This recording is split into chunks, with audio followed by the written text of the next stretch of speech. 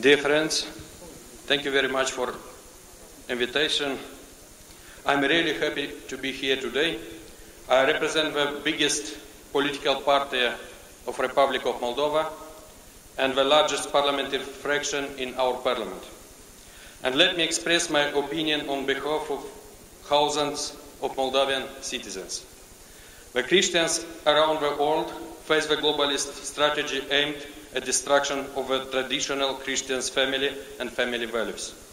Building of a global world is aimed at the creation of a new man and the destruction of traditional society by destroying its basic social institutions, such as church, family, and school. These three institutions maintain and hand down from generation to generation the fundamental values of the people. It is their spiritual invariable that ensures the people with a relative social stability, sustainability, and development of a national life. Certain technologies are designed to change the social consciousness, the other to make relevant changes to the informational, educational, and legal environment of the country they operate in. Globalization promoters seek to create a world government and make significant efforts to weaken the sovereignty of the nation states and reduce their indigenous population.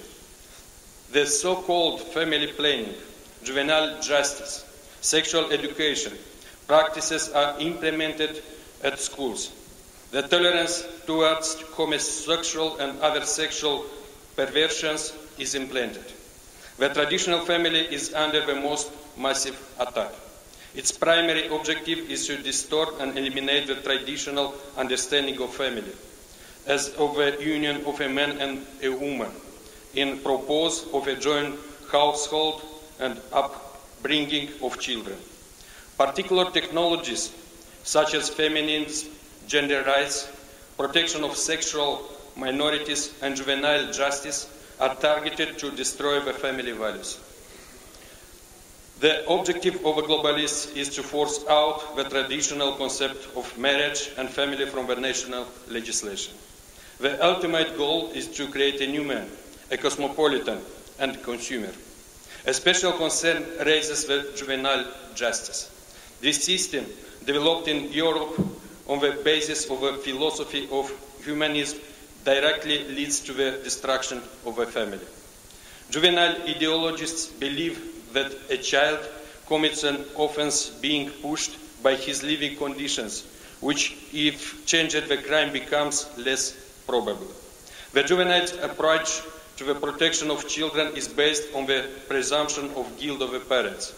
The family is perceived as a dangerous territory where various threats are lying in wait for the child. Therefore, the family life must be kept under control to prevent the parents from hurting children.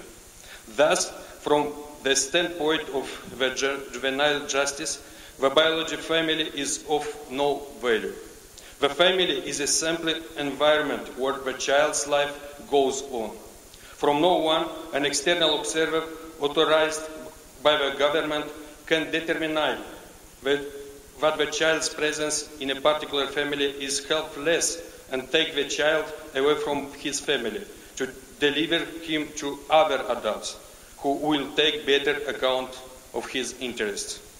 The juvenile philosophy implies that children do not belong to the parents but to the state, which disposes of them as valuable assets.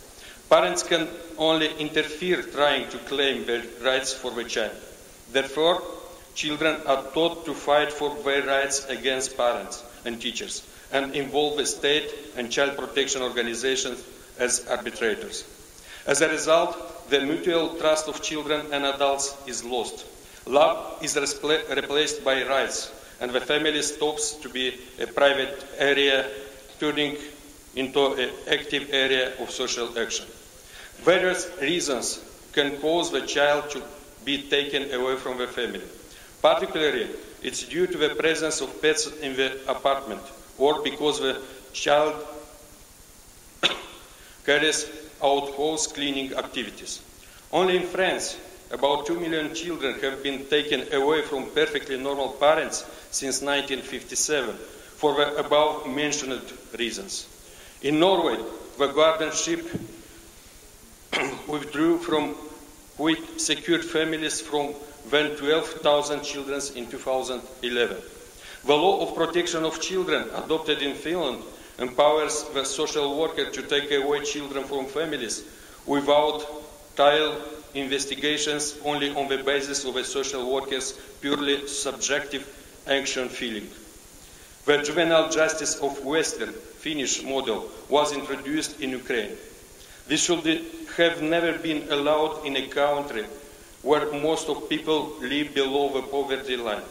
After all, the poverty is usually the main reason of the juvenile workers take the children away from family and their delivery to wealthy but childless couples, including homosexual ones.